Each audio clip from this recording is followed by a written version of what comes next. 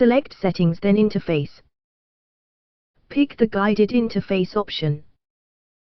To use the guided process, click the Start button. The first step is to load a file. Select the USB Tutorial2 file. Once the file has finished loading, inspect the shape. The next page provides the option to scale the data and set units. The file units are those used when the data was created. The preferred units are those that you want to work with. Keep the original units to skip scaling and press Next. On the Repair page, select any options for repair.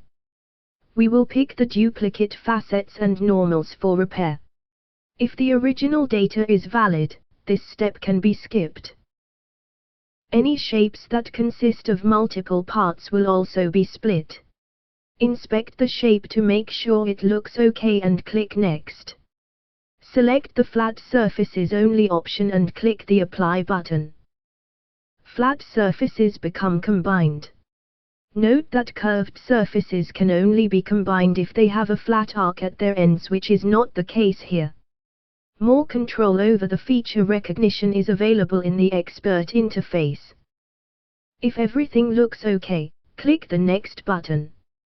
Alternatively, reset items by clicking the Process to Here button. Export to step format is as simple as clicking the Save As button. Enter the file name and click the Save button.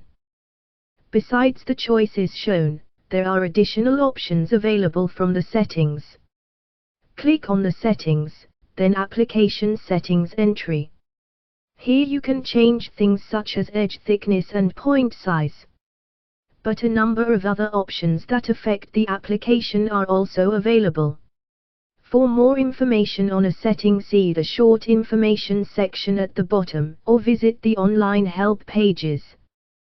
This concludes Tutorial 2.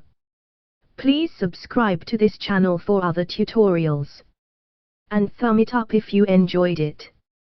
Please also follow us on Twitter at InStep Dev.